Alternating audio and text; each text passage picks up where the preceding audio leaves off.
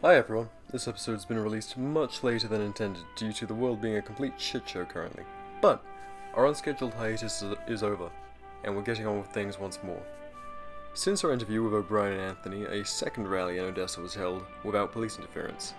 However, access to the GoFundMe for the Texan boys' legal costs has since been lost, following the arrest of Philip Archibald. A second GoFundMe will be set up to assist their legal fight, and once it's live, myself and my co-host will be sharing that on our Instagram pages. As of June 15th, the day prior to the release of this episode, all arrested in Odessa the first time are still awaiting formal charges and are hoping it will be dismissed prior to landing before a grand jury. Stay tuned for the whole story.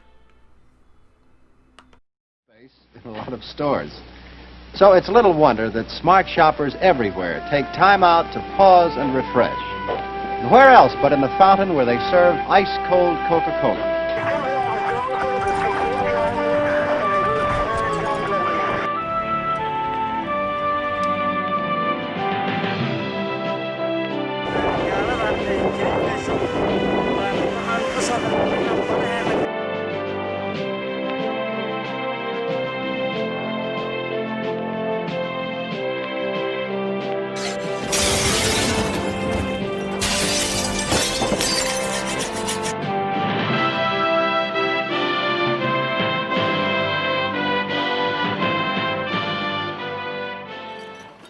The eMilitia Podcast, Episode 42, Drew Hopkin. Guns, Politics and Burgers. Enjoy, fuckers. Welcome to the eMilitia Podcast. I'm Bloody Revolutions, and today I'm joined by Lucas Boeb, aka Gramps, Miss Buckles, and Resurrecting Freedom. And our topic for the day we will be talking about all of the shit the Texan boys are getting up to. Odessa, the Salon, I don't know how you say that, I'm not fancy. The armed standoffs we've been having, joined by O'Brien and Anthony. So welcome to the show, guys. These are the guys we can thank for the beautiful meme material of the gigantically fucking morbid obese pigs in front of the. I am proud to be responsible of some of those memes. Dude, That's my legacy. pretty work. Thanks for having us, guys. Happy. So, how are you guys holding up after the all this shit you got yourselves into? Oh, man, I'm surviving day by day. That's about as far as I'm taking it. I'm pretty much on the same page as him there. There's not really much we can do. Yeah, it's just all down to fucking paperwork and bureaucracy now, which is always fun. But Yeah. we can get into what led you there and work from there. So I don't know who wants to go first. Have you guys been this radical enough to stand outside of a business against cops with a rifle for long, or is this a new thing for you? So it pretty much started with, I want to say it started with me and my group. It started back to, there was a group called Open Texas that was pretty much advocating for small businesses to open up, despite the governor's orders and the city orders to stay under lockdown, stay closed, non-essential businesses can't open, things along those lines. So Open Texas has a rally in Frisco, about an hour north of me. I show up there full kit because I had another buddy that was going to go full kit. Didn't want to go alone. Always have a buddy system. And I met some other armed guys in full kit. And we kind of stood off to the side, looking over the crowd, just kind of standing full kit. And a lot of people came up, thanked us, shook our hands. Realized we were getting a lot of positive attention from it. So after that rally, we left, traded contact information, got a hold of them, and we saw that the salon was opening up despite governor restrictions. While she was getting plenty of threats, we saw that there was a day where the first day she was open, they saw that there was people that were armed in front of it. So it was like, all right, cool, we'll go join them. So Tuesday is actually a big day. All the media is there because that was the day she was supposedly going to get arrested. So me and another guy who actually was at the Odessa thing, Wyatt, we go up to the salon and we stand there in full kit with our guns, just kind of making a presence. So because we thought she was going to get arrested that day, so it was like, all right, let's try and be a deterrent.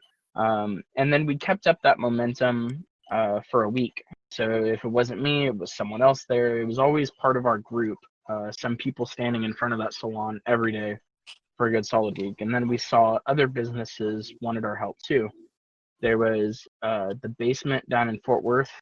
So we went down there, but they never opened up. It was a bar. And basically Fort Worth police said that if they open up, they're going to lose their license. They're going to get shut down. They're going to get arrested. And so they pussied out.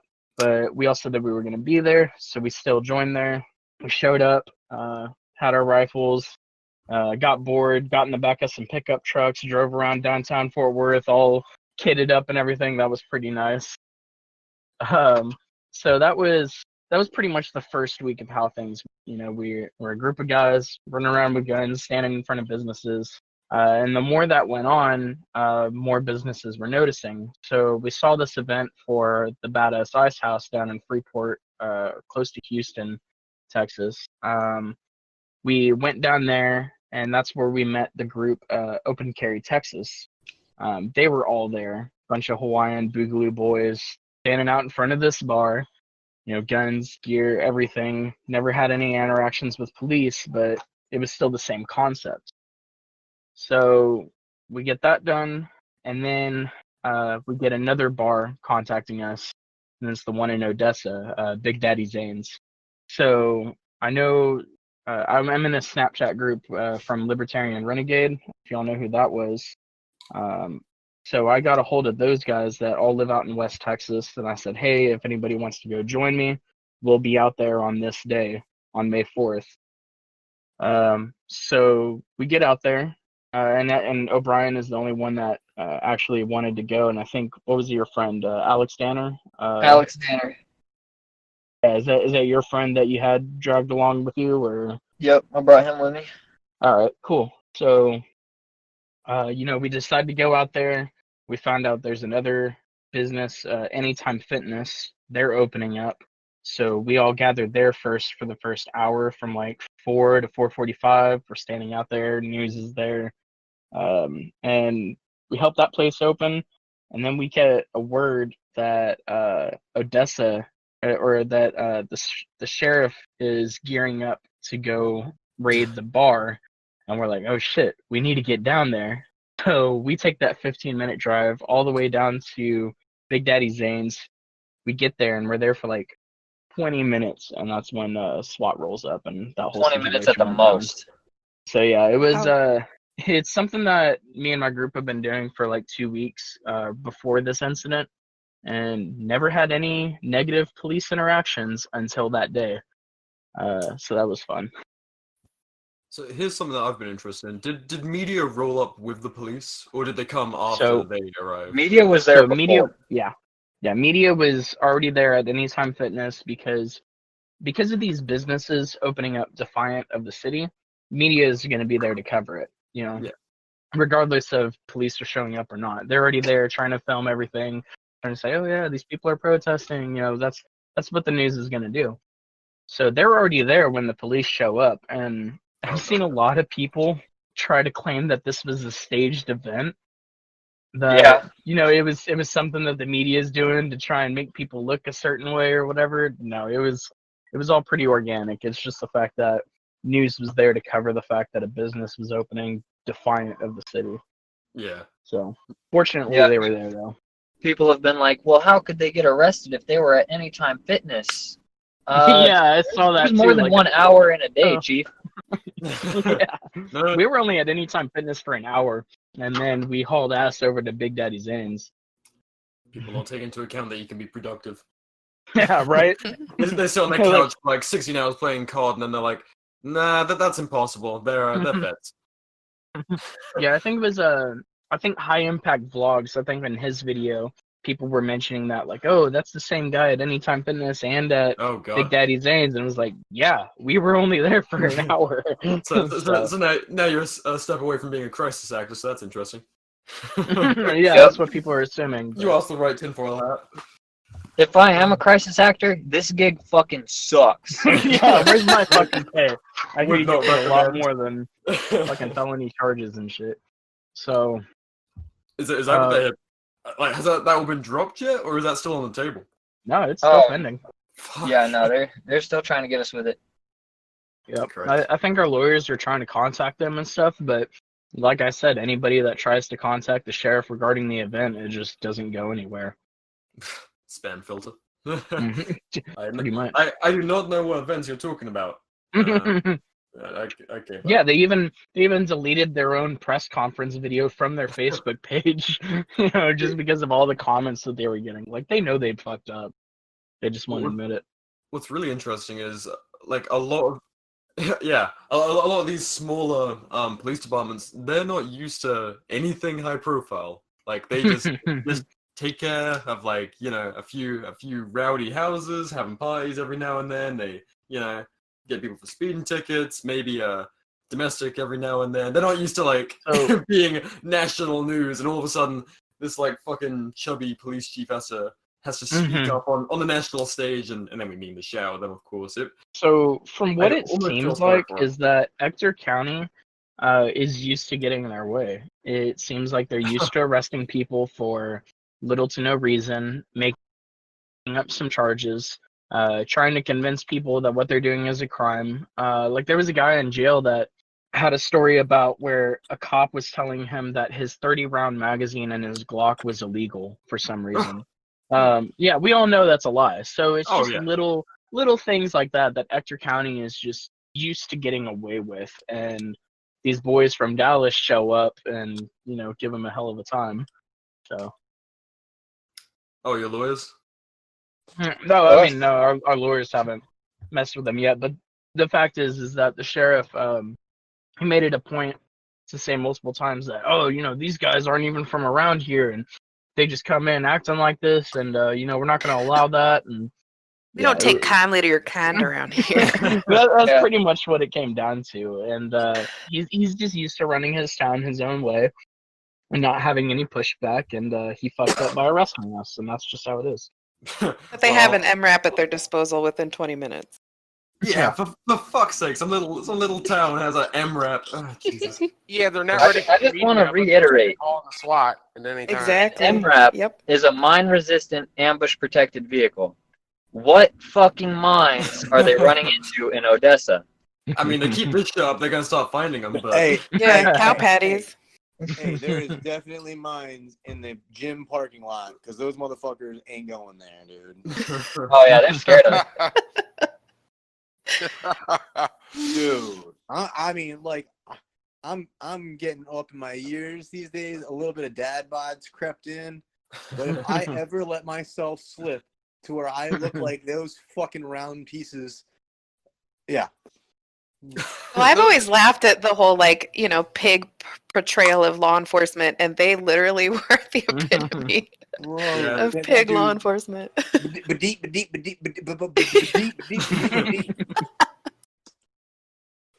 I mean, if they didn't have tasers, I don't think a single person would get caught by them. Yeah, they don't run. Yeah, no. They're like, oh, he's running. Just like, yeah, just We'll get knocks him people next on time. that cruiser. I will admit that state trooper with the fucking cowboy hat, he's a total Chad. But Oh yeah, I wouldn't everyone run else, from yeah, no. And probably throw his cowboy hat at you and trip you up somehow or whatever. But take you out. yeah. But yeah, every other officer there, or sheriff's deputy, whatever you want to call them, yeah, they were vastly out of shape. Like I know I'm out of shape, but holy fuck, these guys. So, yeah, Odessa was fun. They certainly looked it. So did you invoke your fifth? Did you invoke the fifth, or did you give those boys the fucking an earful on the way to the hoose? Yeah, I tried to take the situation and stay as calm as possible because they were already dropping false charges on me, and I didn't want to give them a reason to kind of throw any more at me. I was like, all right, they got me arrested. I'm gonna try and get out of jail as smooth as possible. Yep. So I didn't guys that give. got pretty upset, but the majority of the Oh group yeah, kept Wyatt was he was giving them an earful, that's for sure. Flipping the cops off, flipping the cameras off, and yelling at them, telling them what they're doing isn't right. And I totally get it, because the whole situation was fucked up. Oh yeah, like but it it was shouldn't like, have happened. yeah, once I was in handcuffs, I was like, all right, how can I get out of here as smooth as possible? So, yeah, didn't much. But once we got to the jail, that's where the fun kicked off. 'Cause, goddamn, yeah, that's Wyatt right there. Whoever Miss Buckles, he's awesome. So yeah, once we were in jail, we could not stop laughing. We were just constantly telling each other jokes, and man, my cheeks hurt by the time I was out, just from smiling and laughing too much. Like that's where you see the infamous mug shots where we're all smiling. Oh yeah. That's because when we were taking the pictures, we just kept fucking talking shit to each other. So in my picture, I'm the first one to go, and I'm trying not to smile, but I fucking lose it. So I'm like in that halfway stage. But yeah, every single one of us, we were laughing, cracking jokes, talking shit. We had way too much fun in jail, that's for sure. I can agree with that. For a good time as you leave. Mm-hmm. That's beautiful. Yeah. I mean, the thing is that we all knew we didn't do anything wrong, so we just kind of took it as one big joke. Like, they arrested us for no reason. The charges are bullshit. And, yeah, that's... Well, it's their egos. Once the cop decides that he doesn't want anyone defying him, now he's got to show up with fucking an armored vehicle. He's got to show up with the SWAT, and he's got to fucking arrest people and come up with some charges. All they had to do yeah. was take 1 or 2 officers and come up and talk to us like human beings. It's that easy. That's I honestly wouldn't have cared if it was like 10-foot cops. Like, they come up, get out of their SUVs, come talk to us, whatever. But don't fucking hold a gun on me. That's fucked up. I didn't. That fucking MRAP came around the corner, dude up in the turret nest, like aiming at our heads, just ready to mow us down.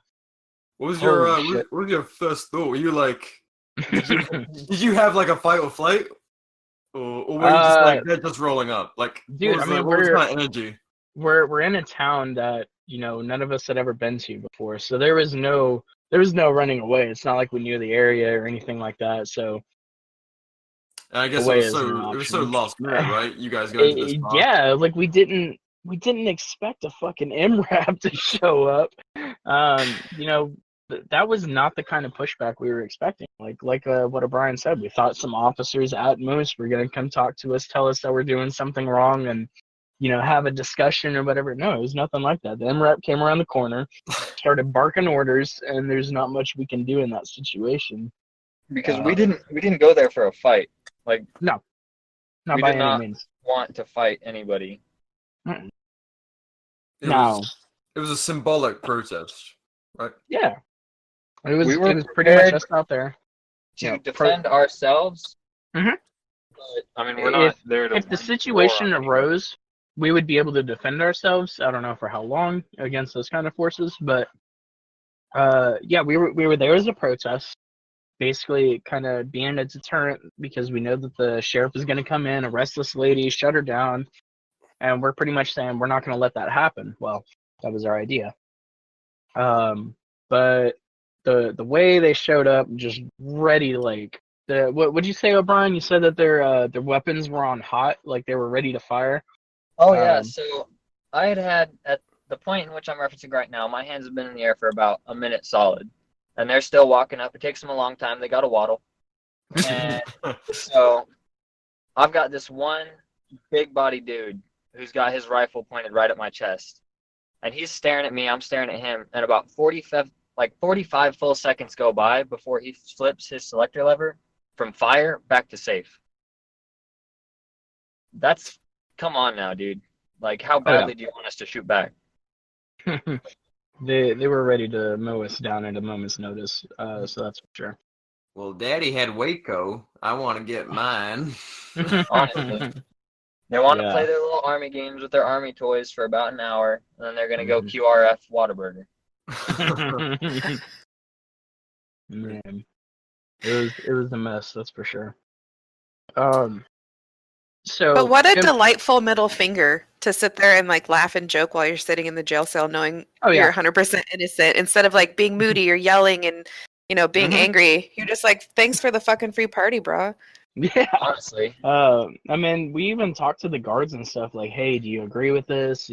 Like, this is what we were doing. We didn't do anything wrong. And Oh yeah, they were all like, oh, there's this one lady that was pretty much had the attitude that if you did nothing wrong, you wouldn't be in jail. Okay, Karen. It was black and white, yeah. So, and that's pretty much the attitude every single guard had in there. Like, there is no way an innocent person could be charged or convicted or anything along those lines. Like, if you're in jail, you're a bad person. That's pretty standard for a huge part of the population in the United States, though. That's the sad part, is there's so many people that, well, the cops arrested him, so he must have done something wrong. Had to have. Yep. What's the context? We don't know the whole story. Yeah. Yeah, so until we know the whole story, they're better off locked up. So the thing is, no officers, no guards, nobody questioned, the actions of the officers that day. Nobody as part of that group that rolled up, nobody said, hey, these guys weren't doing anything illegal or nothing. So as far as I'm concerned, every cop that was there to arrest me is a bad cop because we broke no laws. There's no law about taking weapons and holding them in the parking lot of a bar. If you're inside a bar or inside a portion of the bar, that's illegal. We all know that. But the parking lot, come on. And the bar owner asked you to be there. It's not like he called on your presence. Yeah. And we were not in the parking lot of the bar. That's a good point because of property. Oh, so right. So where we were standing when police showed up is the private property that was owned by the bar owner. And the sheriff is still trying to say that because of the TABC licensing that, the bar owner's license or whatever covers the owner's parking area, her house, the bar property, like basically that whole lot, he's considering the bar, whether it's the private property of the house, parking lot, whatever. He's trying to encompass the whole thing as the 51% area, and we know that's bullshit. That's so fucking flimsy. Like, are there chairs out there? I mean, is there anywhere to sit? So like that brings up another point. Is like, so are you saying the bar owner is not allowed to own firearms? That the bar owner is not allowed to put weapons in their cars, or no bar patrons are allowed to have weapons in their cars? Like, that's pretty much the definition he's using. So, yeah, we know he fucked up. Yeah, that's just how it is. Well, they don't really care about definitions. They change as they need them to. And that's what he was doing. He was changing the law to fit his agenda and arrest us for whatever reason he could. And it's not right. Do they serve food at this joint, or is it just booze? I don't know. It's I think it's pretty much just alcohol. Just like the bar. It's obviously a 51% area. Like, we knew that. I'm not old enough to go into a bar.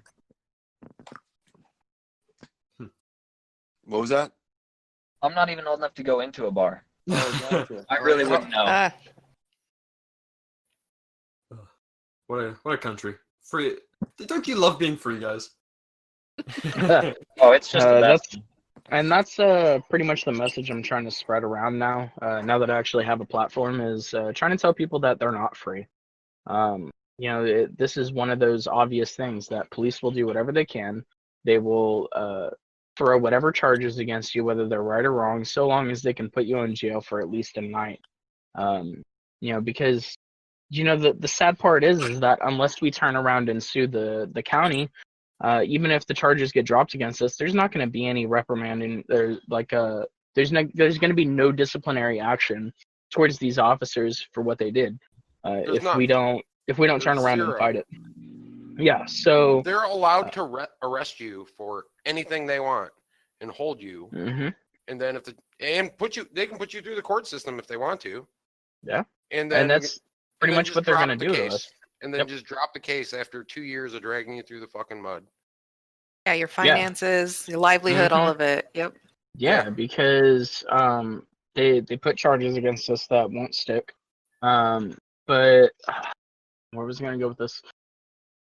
It's just bullshit, man. Yeah, it's complete bullshit. They will do whatever they can, just to put you through hell for even daring to stand up to them. If it doesn't raise the crown, then your life is over. There will be no accountability for it, and they will keep doing it. Well, one thing you guys need to keep an eye out for too, since you're in that kind of an area, and that's obviously where the charges are. So that's the system you're in. That's small town, small area. You know that the prosecutor and the judge and the sheriff, like they all go to lunch together and party. Yeah. So like keep all that conflict of interest and make sure your lawyers call that shit out left and right, because they like to play those games too. And then all the clerks know, so your paperwork could get lost or not filed on time. Or I've seen those games played all the time.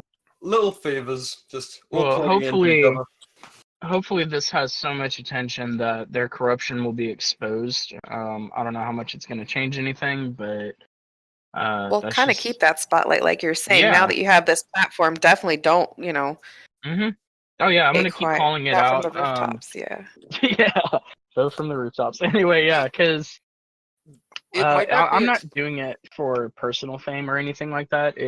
I'm trying to get the message out. I'm trying to get the attention towards this is the level of corruption you're going to see, and not just in small town Odessa, Ector County. It's going to be all across the nation, because like you're saying, Miss Buckles, you've seen this kind of stuff in other small towns. That's just how it is, and it's not right.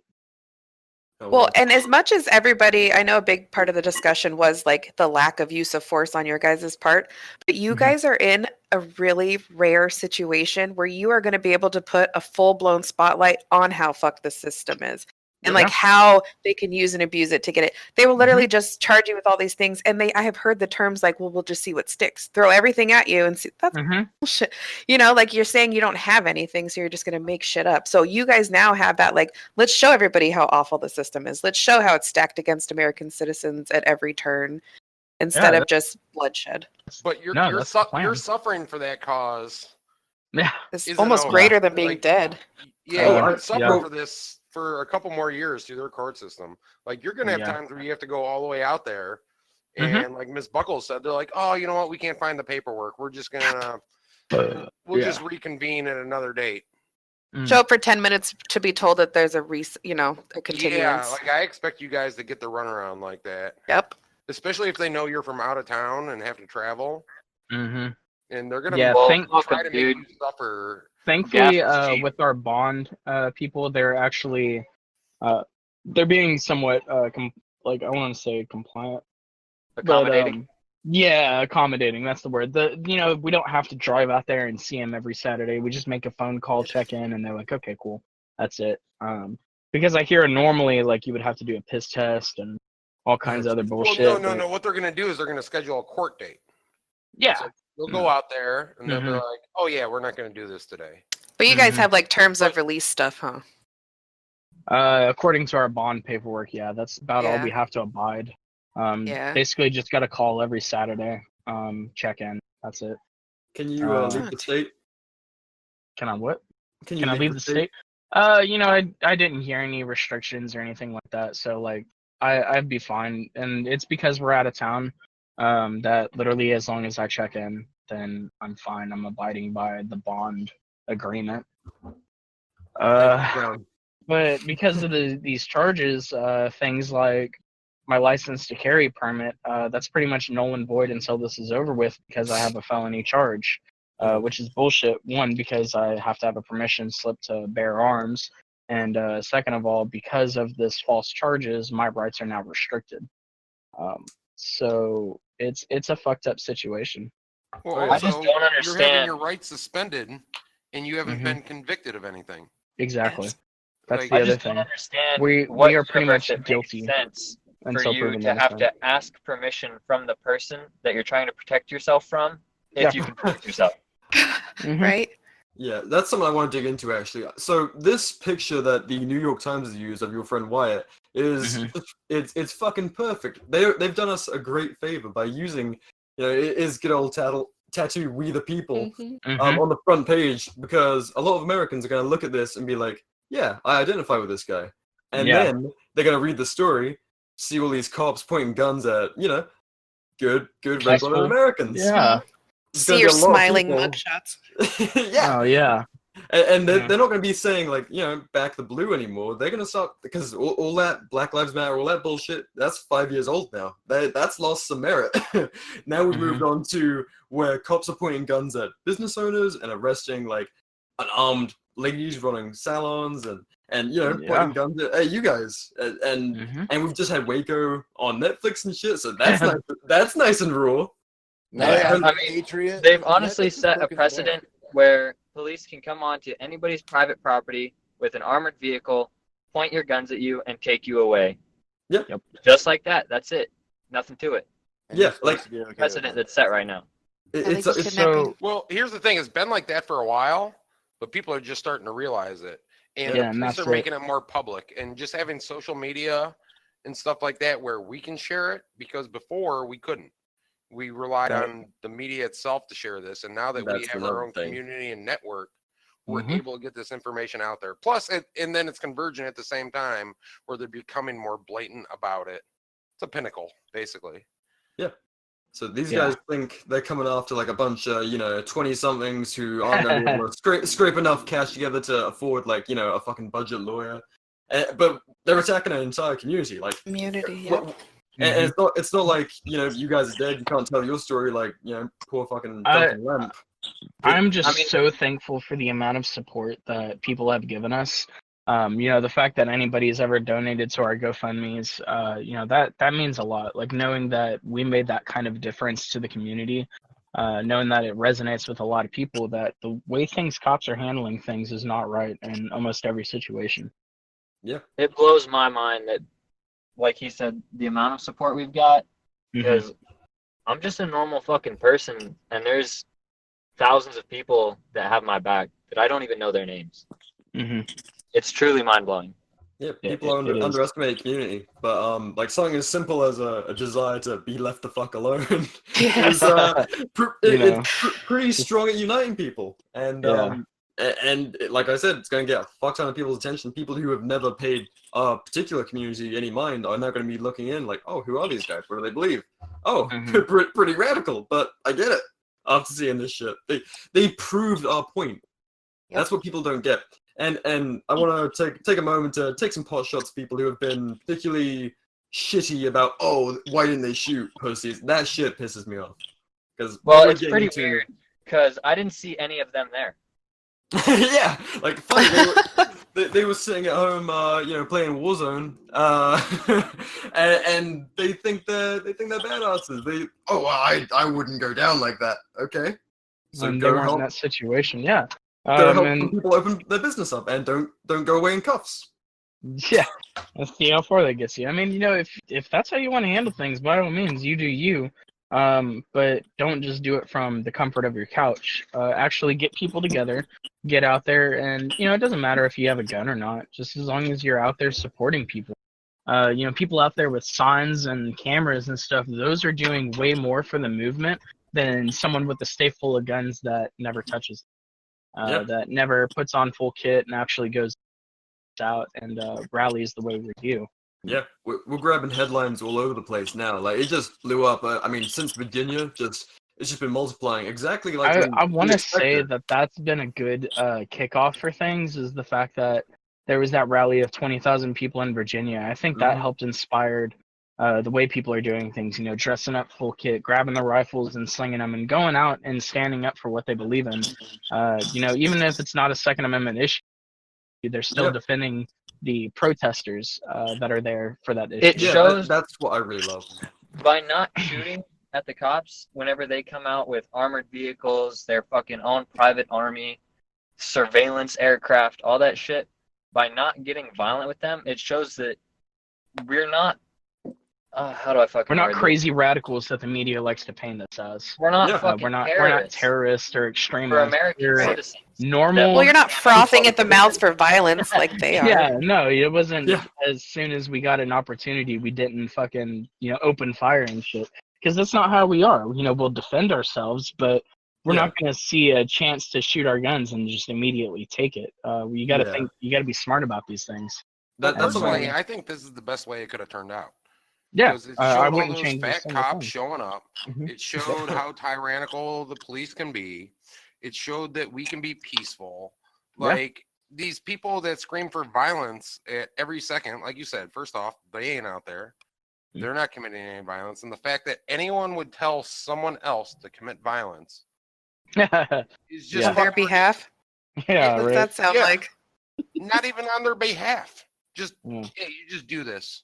We're like, oh yeah, you had a gun. Why didn't you use it? Well, in that Just situation, because it you wasn't have smart to. a tool doesn't Yeah. mean you need to use it.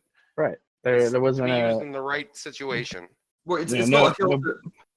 It's not a hill to die on, like a bar or a salon. You're making a point, like we said earlier. Yeah. It's symbolic. Yes. You're saying, I'm going to stand here and I'm going to use my rifle to send a message. Like we're pretty fucking fed up with this. It's not the hill I'm going to die on. That's my Right. family. That's my And friends. you know what? It kept anyone who was giving those people death threats from showing up. Yeah, Yep. absolutely. Because those people online giving death threats, They don't have to MRAPs. these they're business not armed. owners. Like they're Yeah. not really ready. Maybe they come up and fucking key their cars or do some Yeah. shady shit, but Right. once they see you guys, they're out. So you actually I've giving brought that up security. before too. Is that with us being there, it's more of a deterrence than anything. Is anybody that's going to be threatening these business owners or threatening the protesters or anyone wants to come by and throw rocks at protesters or something like that, they see guys with guns, they're going to change their mind about that action. Yeah. So I still strongly believe that having weapons on you like that, even if it's not a Second Amendment specific rally, it's there to show a sign of protection and you're ready to defend people, 100%. be it whatever threat. Definitely. Well, there's an example down in Texas somewhere where they feed the homeless every year.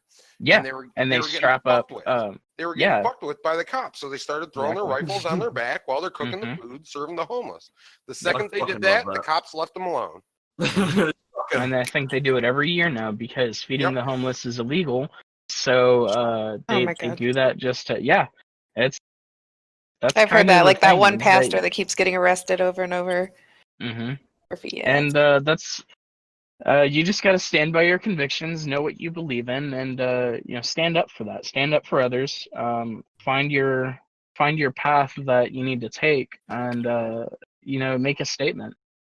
I mean, a lot of Americans, they see firearms as an offensive tool because that's how they're used by the state. But we're trying to demonstrate you can have a weapon and use it defensively. Like it doesn't have to be you're going after somebody all the time. It's just it's a tool. That's all it is. And for us, it's all about how you use it. Measure. It's there almost as a form of protection. So I'm glad that that's the image that it is painted to a lot of people that have seen this story. I mean, yeah, people are going to make fun of us or whatever. That's just going to happen. But for the majority of it, everybody has pretty much been on our side, and I appreciate that. I would much rather be rallying around you guys and fundraising for legal fees and spreading your story and all of this alongside you and be able to have these conversations than be mourning you. Yeah, I plastering don't. pictures of your faces. I mean, that doesn't mean fuck all. That's just like another victim of the state, and we've got plenty of those. Correct. Yeah. I'd rather a living hashtag than a memorial hashtag. We don't need any more Duncan limbs. That needs to be the last one. I know it won't be, but that's just how it is. We need more people walking away from these situations to still spread the word. Because so you can continue to spread the word. Yeah, absolutely. In the word that stuff can be resolved peacefully. We don't always have to resort to violence. Yeah. With direct examples of how corrupt and tyrannical the state is.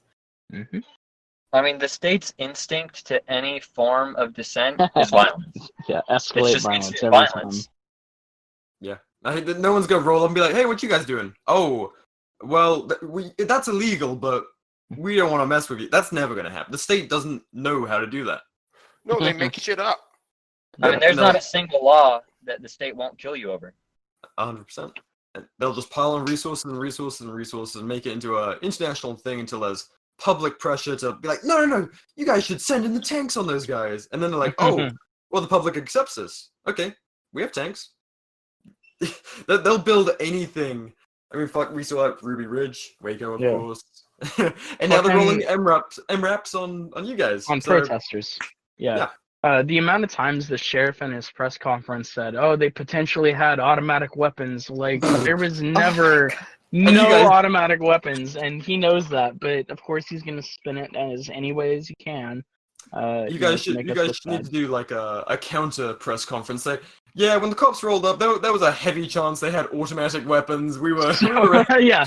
So there was a high chance that we actually do have a response gathering up right now.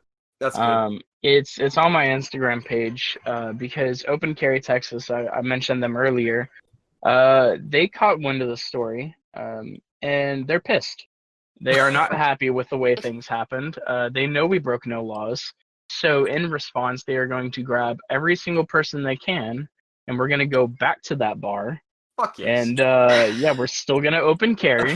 When, even in the bar parking lot, just to say, fuck you, what you did was wrong. We're not doing anything illegal. Come try us. Yeah, you guys have enough cop cars to bring us all away? Yeah, right. Ever make several trips? How big's your jail?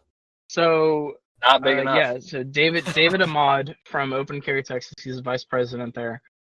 He put out a YouTube video. He put out a Facebook event. We're basically calling every single Texan that can get out there. And like I said, I know Odessa is way the fuck out there. It's 5 hours from DFW. I wouldn't expect everybody to make it, but I hope every Texan that has a gun or even a sign that can make it does make it, because it's on June 6th, and if anybody recognizes that date, that's D-Day. So we're gonna have so we're gonna try and get every single person out there, because 7 guys with guns, okay, that's easy enough to arrest. 170 guys with guns, maybe not so much. So I believe the word they'd use for that is problematic. Yeah. I just want to encourage people to be the change that they want to see. Yeah. There's plenty of people saying, oh, if I was there, I would have done this, I would have done that. Okay, well, now's your chance. If you can make it out to Odessa on June 6th at the bar, Big Daddy Zane's, we'll be there. I'm going back. There's no way I could let them arrange this and me not show up. I probably won't have any weapons simply because all of mine are inside Ector County Sheriff's Department. Unless anybody there has a spare rifle, cool, I'll use that. But I'll probably end up buying a megaphone from Amazon or some shit like that, so I can talk to people, talk to the cops if they roll up. But yeah, we're pretty much got enough people behind our backs saying that what y'all did is fucked up, and we'll be back. I love it. And That's we're not awesome. going to let them arrest us the same way they did on May 4th. It's just not going to happen. So hopefully that event goes smooth as well. But I mean, like your response to the bar, like just hopping in there, obviously no planning. Things are gonna be a little bit sideways, but going back with a plan and like a lot of people. Yeah, I mean, that's the idea. Is that we're pretty much gonna show Ector County that they fucked with the wrong people, and we've got backup, and we're coming back. So right now in that phase, it's still trying to spread the word, trying to get Texans to be aware of that, because it's hard to reach people outside of your echo chamber. Oh yeah, but I think these things are really breaking down the barriers between communities, because obviously we will not win all of the the red hat types. They're gonna be doing their thing. Yeah. But when I see this, as much as I hate to see them waving their fucking thin blue line flags at protests and their MAGA stuff, it's bodies, and those are people that still can be educated on these type of things. Yeah. It's like, because I want to say like 3 years ago, I was a bootlicker. I was a and blue liner. There was the Black Lives Matter, Blue Lives Matter. I was on the Blue Lives Matter kind of thing. So I know those people can be changed. And I love how some of the ones that criticize the most, and they're the first ones to call you out and tell you what the fuck you should have done. Took their red pill like 4 months ago. Right. Yep. Yeah. Like they're still in the anger stage. They haven't gone to grief and then like yeah. They're working through it. Yeah, that's the only that's one of the issues I see in the liberty movement is so many people are too busy to or too quick to put each other down instead of like, hey, do helpful suggestions, educate people.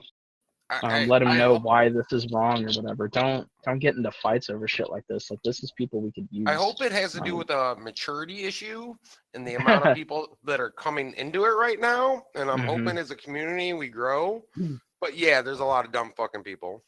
Yeah. Well, I mean, since our movement is mostly based on the internet, everybody's so used to just being an asshole on the internet because nobody you.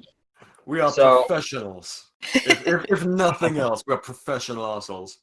Just as time goes on, and the community gets tighter, I'm hoping that people start looking at each other as people that have each other's backs, and they can start being human. I want fucking every 2A supporter to be on the side of, what the government is doing is wrong. I mean, yeah, you're gonna have bootlickers, then blue liners and stuff, but those are the kind of people that can be educated to kind of see the wrongings of government, and I just don't think they have seen that side yet, and that's why.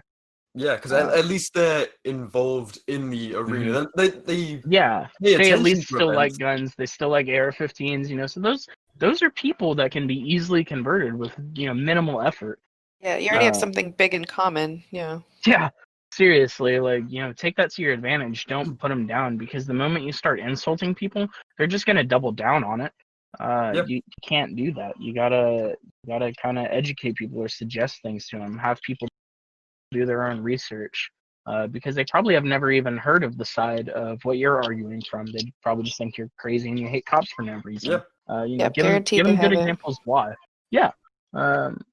That's my suggestion for anybody in the liberty community is just be kind. Yeah, that goes so far. And it's really not hard. People don't realize it. Yeah. I mean, I get we're all angry and we're all pissed off and we all want change like yesterday, but it's going to be a process. You just reach out to people, talk to them, and try to figure out why they have the point of views and explain your position in the most kind manner. I think, and Miss Buckles would probably be pretty good with this, being in your field, but we need like a libertarian stages of grief. We need to track from when you first get whatever the fuck they call it these days, yellow pill to gold pill. It sounds like some kind of kink, but but you start off, everyone's fucking angry because they're like, I was an idiot for so long. I fucking praised cops. I this and this, and you're fucking pissed off. So you're like, yeah, let's just go shoot. Let's just start. Why have we started yet? And then as you get into it more and you become more principled, then you move into only if we get to this stage, and we need this many people to make it happen, and then eventually get to that's not the correct process. We need to identify that we all do start with anger, and so many people on both sides of the of that particular stage. We've got people who just go in full bore. Fuck everything, I want to burn everything. And then the people who've gotten past that are like, no, you guys are fucking idiots. You're jumping right to this. It's like, no. You guys need to educate those guys because they haven't been doing this that long. They don't get it yet. and we it's hard not to jump on them and beat their head in no, you guys are gonna fuck everything up if you start shooting. But I mean, when you start talking about circumventing the state, everybody jumps to these violent measures and stuff like that. But I mean, it's pretty easy. Just go out in your community and help each other without the assistance of the state, and start showing people that they don't need the state to take care of them. Your community can if your community is willing. And you want to talk about circumventing. You want to talk about circumventing the state. Charity isn't taxed, so that's a good fucking start. Just help out your community. Exactly. Well, that's when you see the impact the quickest, We all want this big national change, fuck, want the government to collapse tomorrow. It's like, well, if you start helping around your community, you'll see the change. Well, you have to, because if you want to overthrow the government and collapse everything, who are you going to be surrounded by? Who are you going to rely on? And who are you standing up for, and who are you defending? Your own people, your community. Yeah, if you've made yourself an enemy to the people, your cause is going nowhere. Yeah, it does you no good to be buddy in agreements with somebody across the country when your entire circle around you is in complete disagreement. That's not, for me, I don't, with all my normies and stuff, I'm 20 years into anarchy. I'm settled and grizzled, So dealing with people out and about now, it's just, I'm going to show you what I do. This is how I treat people. This is what I do. I'm just going to ignore the government as much as I possibly can. And you can too. Because if we were to get to a point, whether it's, state enforced or, some war or just, the big igloo, whatever, who are you going to rely on? Because guaranteed you yourself don't currently have all the skills to survive long term. You need that community aspect. Yes. Yeah. You need a network. I mean, you need a network. Yes. That's why Hearts and Minds is so meaningful. Is you need the normal people to be on your side. They talk about, what is it, the 3% of the nation were the only people that fought back. Well, they still had a good 60% of the people on their backs, helping them, supplying them. You still need everybody. People love to forget that part. Yeah. Well, think about how many people during World War II were silently helping people escape and run. They weren't out there screaming with their, doom bells on the corner. They were literally gray manning, running their businesses, doing what they had to do, underground shit, and you didn't even find out about that until they were dead and gone. Mm-hmm. And that's the kind of stuff that you need. Those are the kinds of networks, because we rely on government regulated food supply chains and stuff like that. Like, those will break down. So where are you going to get those from now? And you can't, extremism in any form is a deterrent to anybody. Mm-hmm. You can't come at somebody like that. You have to have a little bit more softness. And like you were saying, BR, even with our fellow patriots, because some people are angry and then some people aren't. And so we have to, kind of, okay, buddy, we'll all get there eventually.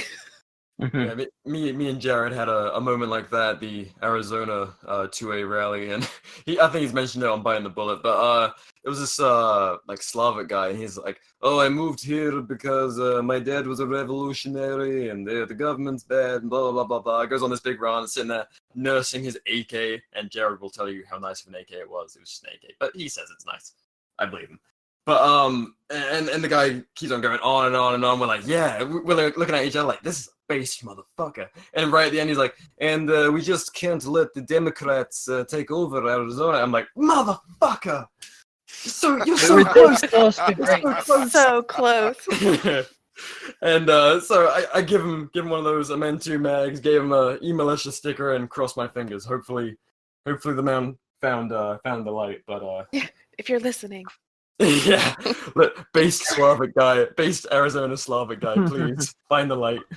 Well, that's the sides that people are only used to, is either just Democrats or just Republicans, and they don't see the libertarian aspect or anarchy or anything like that. They only see, oh, we can't let Democrats win,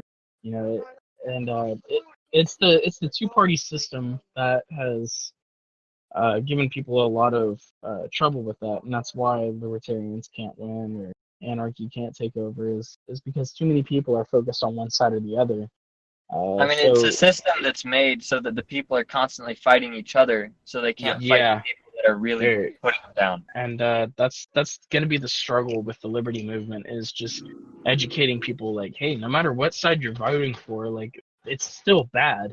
Republicans still do fucked up shit. Democrats still do fucked up shit. You got to realize government, as in its current form of America, is bad, and we got to subvert that. So I'm wondering, did you guys manage to did you talk politics with any of these reporters or journalists around you, or was it just about what you were doing? It was pretty much focused on what we were doing in the moment, why we were there. The fact that we're standing up for these businesses and their constitutional rights to be open. It pretty much stayed on that topic. Gotcha. There's not much wiggle room that reporters will give you. You guys refer to yourselves, you gave your names as Duncan Lemp, right? Yeah. Wyatt and I, when we were at the salon, it was just Wyatt and I. And there was one reporter that asked us, talked to us, asked us our names, and she asked Wyatt first. She goes, "Hey, what's your name?" And he goes, "Duncan Limp." And she's like, "Okay, spelled out, whatever." Goes on, turns to me and says, "What's your name?" And I go, "Duncan Limp." And she fucking rolled her eyes and walked away. And I was like, God damn it.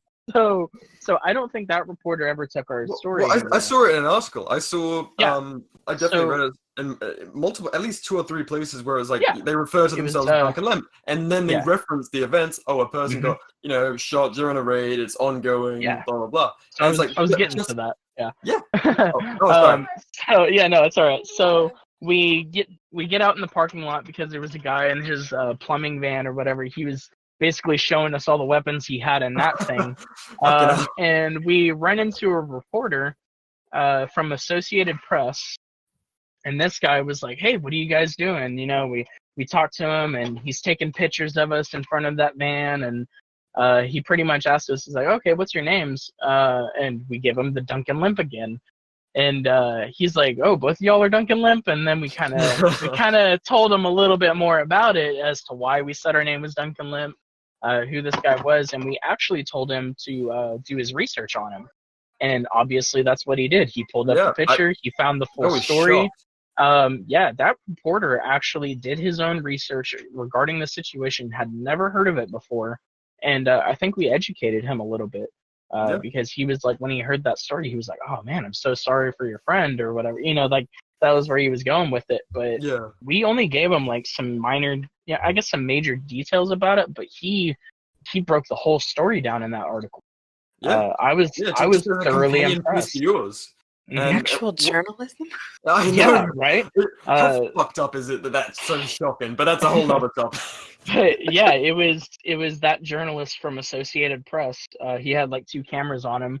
But that was the reason why we got so much attention that we did, is because that single journalist. It wasn't anybody else. It was his pictures and his story made it into different articles. I even saw it in the Daily Mail UK.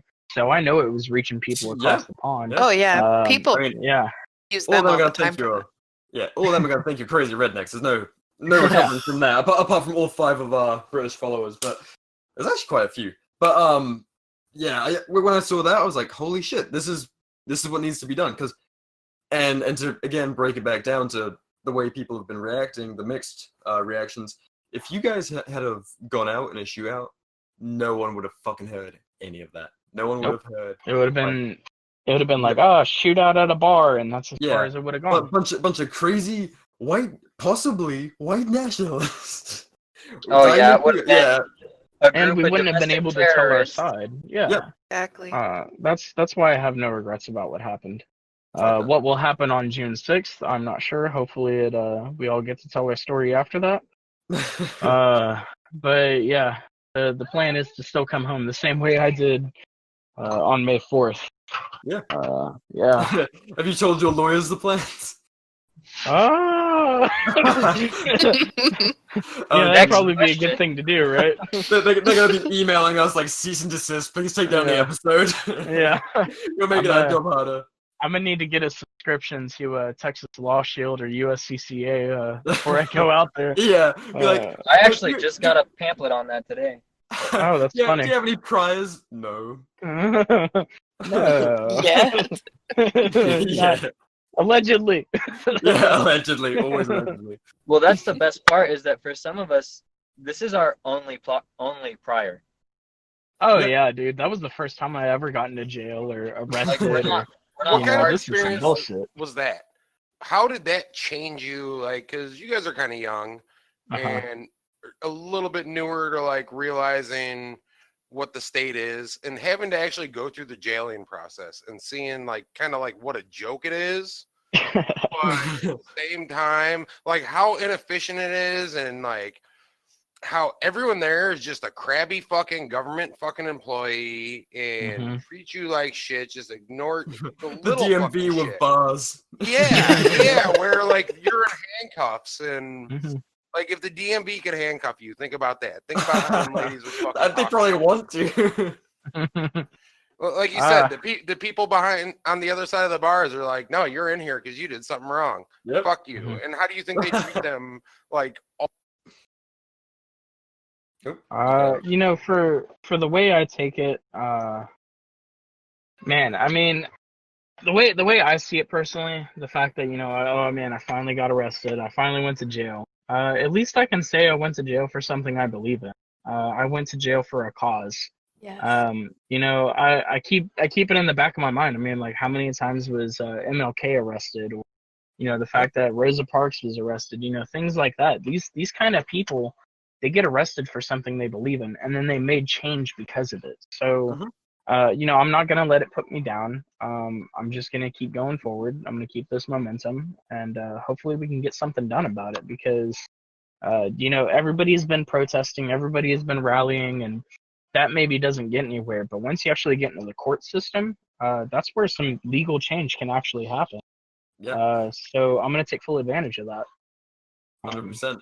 Make sure you say some based fucking shit in the court transcripts. I will say what I can to not be in contempt of court, but I that only was goes gonna so far. say, run it by your lawyer. Are they On advice of counsel, go fuck yourself. If your lawyer's any good, you should have to do very, very little talking. Agreed. Right. Personally, I grew up on the other side of law enforcement for more than half my life, and it was always black and white for me. Criminals are bad. That's it. End of story. And then I'm just doing something that, to me, was for the people of the United States. Like I'm out here trying to stand up for them since they can't be out here, and they throw me in jail and try and make me a criminal. I'm not a fucking criminal. I'm an American that just wants to be free, and I want every other American to be free.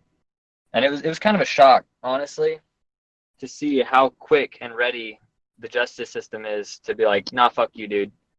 Okay. But I don't hold any ill will towards any of the lower level individuals, because at the end of the day, what they're doing is wrong, but I can see where they're coming from, where they're trying to feed their families too. But I mean, to me, I think we got to go after the guys that are way up there, the ones that are propagating all this. And it's just a shit situation, but baby steps. Have you had any words from other law enforcement, like calling this particular department or these actions out, or has it been? I've had some individuals in different departments tell me that I should never have gone to Ector County because it's their MO. No. How is that better though? Like that's the same as that's like victim blaming. You know? Well, you shouldn't go there because you know. I don't know. That bothers me. Just avoid that area. It's just the fact that it's known within the law enforcement community that Ector County is fucked. And it's still happening. You for anything they can. It blows my mind. Well, good. I'm glad they told you that because now you can keep saying it. Like other law enforcement even know that they're this bad.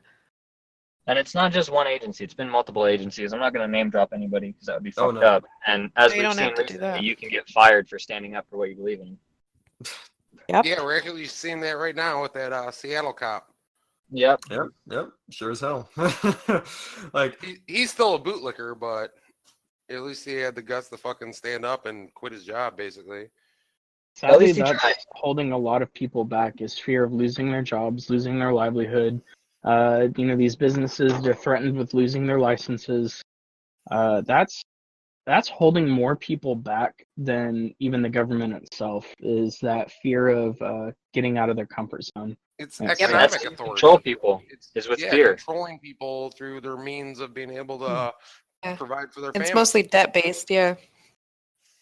Mm-hmm. Yep. But that's part of why if you start connecting and networking with your community and you start to build these kinds of connections where you can show people that because even now, like with this, people losing their jobs during this whole shutdown and everything, you can show these people that regardless of your income, you can still be supported and fed and have a roof over your head, and this is how we can do it. I mean, I'm not saying go out and fucking throw all your money at your neighbors and ruin your own life, but if somebody's getting dicked around by the state and they need a hand, do what you can. Don't ruin Start a your meal own train. Shit. Exactly. Like cook them a casserole, shit. Anything can help. Like the people that can't go to work because they're not deemed essential, that's pretty fucked up. So give them a hand if you can. Yeah, we've seen a lot of people. Yeah. Like all sorts of different causes during this thing. People are stepping up. It's awesome to see. It's not just like the sexy 2A causes. We see people helping people out. Seriously, like every little thing, people are like, if I've got a little bit extra, and all of us together. I mean, if like $2 or something. If you can only donate $2, and hundreds of you do that, you're changing someone's life. Yep. Oh yeah, I mean, I've pretty much put that in my GoFundMe description. I guess not on the GoFundMe, but in my Instagram post, I said, even if you can just donate $1, like that would be greatly appreciated, because I know if enough people do it, it doesn't hurt the individual too much, but on a massive scale, it would help me, or help the group of guys that we have to help fight this, kind of issue. I was gonna say, so are you guys? Is it all one case? Like you got the same lawyer team, and it's one fund, or? Yeah, we've got the same group of lawyers all together working together, and they're kind of trying to do what they can to get the charges dropped. But of course, Ector County's probably gonna dick around with it. But that's fine. It's just when we get to the turnaround of actually suing the county for what they did and actually trying to make some change, that's gonna be fucking expensive. Oh yeah, and they're gonna throw everything they can in your way. But these are legal battles that are worth the risk, the time, the money. Well, when it comes time to do that legal battle with them, call FPC. I've been giving them motherfuckers money. Like, let them spend the money on you guys in your legal battle. Yeah, I don't know who it was, but I know somebody contacted Adam Kraut, and basically his response was that he doesn't specifically deal with criminal issues, but he would look around and see who could help out. So I don't know, but yes, I would love to have FPC, GOA. Fuck, I mean, even if the NRA can How do do something, they not have criminal divisions? They mainly focus on doing things like preventing bills from passing, or things like that. Like they focus on things like HR, what was it, 5717 or 838, things like that. Potential gun laws, they try and fight those. They don't want to get caught up in everybody's situation, and I get that. But if we can get the message out, like especially over this situation, because basically the sheriff is twisting the law to be to be anti-2A, and he got up there and said so many times like, oh, I would never take away good people's guns. Well, you just fucking did. Yeah. So are you bad bullshit. people now? Like according to him, like, that's what he's trying to make us. Out your fellow Texans, you're bad people now. Mm-hmm. As far as he's concerned, we ain't from around here, and we shouldn't be here. Well, someone who you should get in contact with, and I'll shoot a message after this, but and we might need to cut this out. But Trigi, he had contact with so many fucking people at all sorts of levels. Just setting up the Virginia rally. I'm sure he'd know some people who could point you in the right direction, or maybe even some people he could recommend for this kind of defense. I'll have to hit him up. I mean, I've talked to him a couple times. I don't know if he heard of our story or anything, but yeah, I'll send him a message. Mate, everyone's heard of your story. I know. I'm still humble about it. My fucking. I just hopped in an Uber to go to the Marines house the other day, fucking buying the Bullet Boys, and my Uber driver starts talking about you guys. I'm like, yeah, I heard of this case. Yeah, I know a little bit about him. I think I just spoken to one of you guys on Instagram, like as I was hopping into the fucking Uber, and sure enough, they're talking about that. I'm like, all right, I know a thing or two. But it's funny how that works out. It's fucking weird, man. But so I guess a good thing to wrap up on would be, would you guys have, if you could go back in time, play this level again, what would you guys do? If you knew we wouldn't you change a damn thing. Personally, the amount. Yeah. Personally, I'd bring a cheaper gun. I was about to say that is true. I would have left some my M&P Sport. and I would not have brought my expensive chest rig. But other than that, I would have done everything the same. Yeah, the amount of attention that it has gained for our actions and what we did, it's only been positive. And that is pretty much what's fueling this response for June 6th, is that everybody's mad, especially Texans, because Texans have a sort of, 2A pride. Yeah, we're not the most gun-friendly state, legally speaking, but everyone in Texas likes guns, well, except for the people trying to turn it blue. But the point is, people are like, oh shit, this is happening in Texas? This could happen to me? So it's gathering quite the response. So we're gonna try and do what we can. And it's not just blue either. Republicans are anti-gun now too. Oh yeah, absolutely. Totally, I mean, look at Trump banning bump stocks. So, that's But most people aren't aware of that either. They just Fucking, think what's his name? One they Eye. vote Republican. Fucking Crenshaw. Yeah. Yeah, he's one of the biggest advocates for red flag laws, and we saw what happened with Duncan Limp on that situation. So Exactly. He's been very quiet about all this kind of all these kind of scenarios playing out. Not very good Texan. He's eyeing up the Oval Office a bit too much, if you ask me. But yeah. So well, eyeing up with what he as much as he can. Yeah. Just hopefully more people become aware of liberty and freedom and the fact that the Americans don't have them. There's too many restrictions, whether it be licensing or regulations on just little bullshit, micro stuff that affects your daily life, and you don't even realize it. I mean, it's pretty ridiculous that if you want an 8.5-inch barrel on your AR, you've got to pay a $200 bribe to stay out of federal prison. When it's not even making your AR better. Like, you're literally losing effectiveness with that weapon. But fuck you, because the state needs their money. You can hide it in a trench coat, and that scares people in fucking capitals. And originally that was started because $200 when they started it was a lot of money, and it was just a way to discriminate poor people from owning guns. Yep. Or being it was the equivalent of like $4,000 at the time.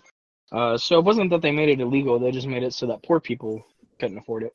Can you imagine if you want like a pistol setup AR, it would be like buying nods. Like, fuck my life. I don't need it that bad. And it's pointless anyway, because you can take that 8.5-inch barrel, take your stock off, put a pistol brace on it, and it's literally the fucking same. It makes no sense. When you try to explain it to someone who doesn't know guns, it blows their fucking mind. Yeah. I've shown a couple people the pictures, and they're like, "What? No, but it's the same." And I'm, "Oh no, that's a machine gun. That'll send you to jail for 10 years. Yeah. That's okay." Yeah, like you take the same hypothetical AR pistol. It's perfectly fine. You got an 8.5-inch barrel and a pistol brace. Cool story, bro. You're all good. Fucking put a vertical foregrip on it. Criminal hell. Yeah. You belong in the federal pen, you animal. So yeah, it's little things like that, not even specifically 2A, but yeah, it's little regulations where they will take an honest person, make them a criminal, and when they get out of jail and they can't find any work because jail isn't necessarily a rehabilitation place, it's just punish you. They get out, they're still feeling the effects of it afterwards, and they wonder why they go and repeat crimes. The system is set against you in every direction possible, and people don't even realize it. That's not just us. That's like the average person that's listening. It's against you. Yeah. You don't have freedom in America, and it's time to take it back. And this is the way you do it. I mean, getting people together, like we were saying earlier, you're going to have plenty of people who are going to be wearing red hats, flying those MAGA hats, and you get, as we've all been doing at these rallies, not take them aside, but, you have a little conversation like, oh, why are you out here? And blah, blah, blah. You start talking politics. Pretty soon they realize you're quite different, but they're going to be listening because they're wondering why they're standing shoulder to shoulder with you. Yeah, because you were there. That speaks volumes. And like I said, you don't have to have a gun. You don't have to have a sign or a camera. Just being there, networking, talking with people, making contacts, trading numbers, that does way more than sitting on Facebook and giving a like or, watching, looking at memes on Instagram or making memes.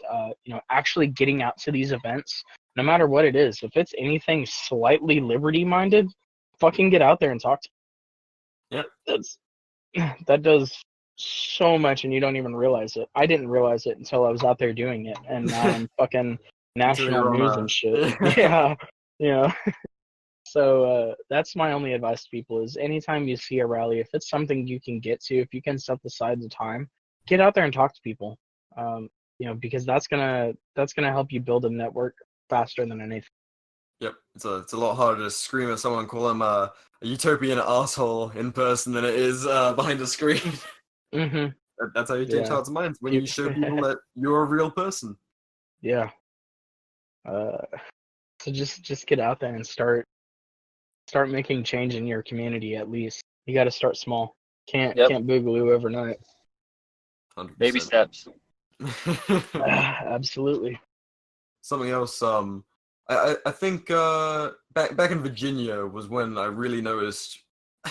You'd see all these pictures of like Hangam, you or Reza, you were there obviously. Seeing the guy in short shorts and seeing all the Hawaiian shirts and all the more jokey side of things, like all the signs that were, making light of things. We saw them in Colorado as well. Those signs that are like just jokes, like bring back mango jewel pods and shit, amidst all the very serious, like look capable, but have a sense of humor. Because the thing that lasts isn't necessarily you talking to the journalists or your cause for being there. It's the photos, unfortunately. It's whatever little headline they can give, and if there's photos of you, kind of the pictures speak 1,000 words. I mean, fucking Brett Brandon, like the 50 cal guy. Yeah. He became a meme just for getting out there and doing it. He wasn't doing anything different. I mean, yeah, he had a fucking big ass gun. I guess that's different. But he looks like nothing against him. He looks like a dorky, normal dude. Yeah, he's a happy guy to be there, and that's the kind of faces that we need of this movement. Just getting out there, having a good time, talking with people. That does way more than people realize. Yeah, because end of the day, like you can't really call. They certainly try, but when you call a bunch of people in Hawaiian shirts with a smile on their face, like singing in the streets of fucking Virginia, and they're calling them like white nationalists, domestic terrorists, a bunch of psychos waiting to happen. It's like, and then you flash a little video of Tridge singing along with his boys. It's like,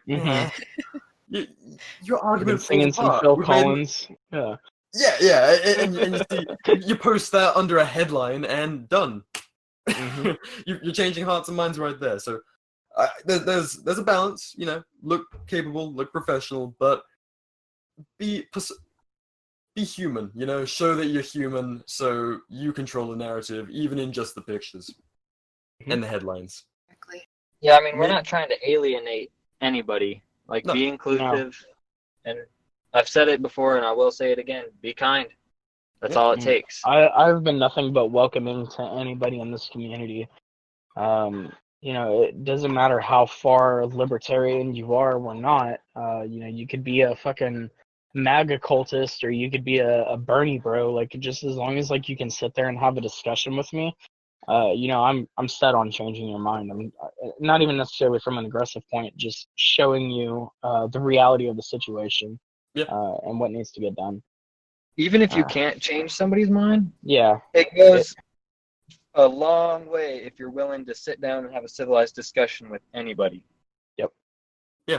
If you let them walk away with a fucking handshake and a few seeds planted in their mind, they might never agree with you, but they'll never be able to forget that interaction. Yeah, like they can even lie to their friends and be like, he was an arsehole, that's so fucking like that's crazy. They're gonna be sitting there with that doubt on their mind, knowing they're not right. End of the day.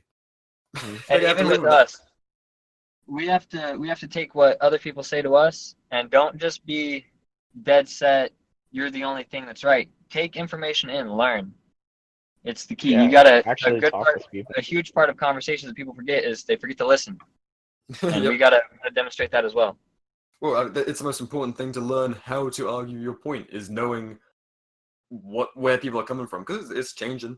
As these things go on, people are desensitized to various things. People learn about new stuff. If you just constantly listen for what their current argument is, you can constantly stay on top of it and refute it. Because oftentimes it's pretty easy if you pay attention rather than just barking our points over and over. Exactly. You gotta see things from both sides. 100%. Otherwise, we're all just tribalists, and that does fuck all. And some people are hopeless, and you have to learn to realize that and move on. Spend your resources better places. That is true, but don't get hung up. Yeah, but still, as long as you're always having a civil conversation with someone, that's gonna do. Well, because you should find out that they're hopeless through a civil conversation. I mean, even if that person, if their mind can't be changed, they're dead set. Anybody listening in on that conversation, just passively around you, what you say might affect them too. Like, I'd love to get on a podcast with some people that think that we're completely in the wrong and have a discussion. Man, that would be a fun day. I mean, shit, we'll host that. Yeah. Let me get on the Young Turks real quick and. Oh Jesus! You're a braver soul than I. I'd be 100% down to have a discussion with anybody that wants to talk about it, regardless of their point of view. Yeah, because that's what we're about. We're trying to educate people, trying to encourage people to just get out there and make change in your. Because as much as everybody likes to fantasize about the idea of violence and having a civil war or a revolution or whatever, even if we head in that direction, it's going to take a long time to get to that point. Violence is great on TV, but nobody likes it when it's at your doorstep. Right. When your kids or your sisters or brothers have to witness that, you don't want that. You want to prolong that as long as possible. So doing little things like this, getting out in the community, talking to people, networking, that's going to do so much more for the movement than yelling from your couch or your keyboard saying, "Oh, if I was there, I would have shot." Okay, buddy. You can't have that attitude. I don't know. Just get out there. Hitting those points, man. Trying. So I think we've covered this pretty good. Anything else you guys wanna hit on? Besides the fact that we're all poor and our GoFundMes need some loving. Plugs come next. Give us your Instagrams, your Twitters, your YouTubes, your GoFundMes. Lay it on thick. Fun stuff. Other than the fact that I just want to spread liberty, I want to open up people's eyes to things. Yeah, that's about all I have. Wholesome. For the GoFundMes, I'll have to just send you the links, so you can put them in the description. Yep, you're way ahead of us. Because you might have listened to a few of these. there's no way I could just say, oh yeah, go to this website and this is my Instagram, and so yeah, I'll send you all the links for that stuff. Sounds good. Where can we find you guys? Brian, what's your Instagram? Before we get to the plugs, I just want to throw one thing out there. On a little human note that I haven't talked about yet, with all this that's happened, the worst part about it for me was explaining to my nieces and nephews that I got arrested at gunpoint with an armored vehicle, and seeing the look in their eyes as they didn't understand how the person that they've known to always be there for them and be there for other people, they just don't understand why anybody would do that. And it's been pretty difficult. And it's just kind of to show that, I mean, we're people too. Yep. That's crazy. I just wanted to throw that out there. No, it's an important point to touch on, and again, like, people don't realize quite the gravity of these things. Again, shouting from their couch. I mean, it's quite one thing to, have these points at the dinner table with your family, but when you see the repercussions in real life, I mean, just getting arrested, that's a lot of stuff for your family to process. They've known you your whole life. You're not some little fuck up. Like a normal. We're not exactly your average hardened criminals, so to see us get these felony charges, that's going to affect us for the rest of our lives. These are kids that what they've seen of the police system is nice cops playing in cars with lights and stuff like that, and they're seeing their uncle, who has always tried to be there for people, get put down, and they just don't understand it, and it's really difficult to see for me personally. Oh, yeah. A lot of people are going to be, unfortunately, exposed to seeing, what they regard as normality just crushed, They've always thought of, a lot of people think of cops as just local heroes. And so when they take away people they know and love and respect and know are good people in cuffs, that's a hell of a thing to see. And it's a hell of a reality to wake up to. They will arrest you, charge you with whatever they can, and make you an enemy of the state for simply standing up for yourself. Yeah, and to make it very real, imagine really, really fucking dark shit. Imagine if it wasn't you telling them why you were arrested, but your family saying you're not coming home. And Yeah. and there's Yeah. funeral coming up. I mean, Yeah. some fucking dark, miserable shit. But people need to realize the real world repercussions. It's not just some fucking. They say laughing. It's laughing to think this shit isn't as heavy as it is. You know? Yeah, this shit can come home. Yeah, I mean, there's been funeral expenses paid for by the community through GoFundMe's already. I mean, Duncan Lemp, you know, of course, and I mean, he we had a don't. baby. Yeah, we want to fund as few of those as possible, and I say that with all love and support for those things I can. But Exactly. I'd much rather fund legal fees than funerals. Yeah, Definitely. But that was all I had. I just wanted to get that out there. No, that was a good message, man. That's something a lot of people don't think about, is how it affects people around you. Yeah, we have our fun with the memes and shit, but it's a somber note that needs to be said. Mm-hmm. So, plugs. Oh yeah, plugs. For me, you can find me on Instagram. It's all lowercase, Big Igloo 806, and I don't have a GoFundMe. If you want to donate to me, donate to some of the other guys, and if that's not appealing, fucking throw some money at your neighbors that are struggling. There you go. That's a good message, man.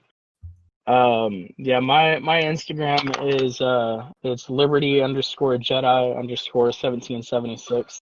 Probably cringy as fuck, but you know, it works for me. It sucks when all of a sudden you're on the front page of a well-regarded newspaper and you're like, fuck, this is where you can find me. Yeah. Well, I mean, and it's funny. I actually think I don't know who it was.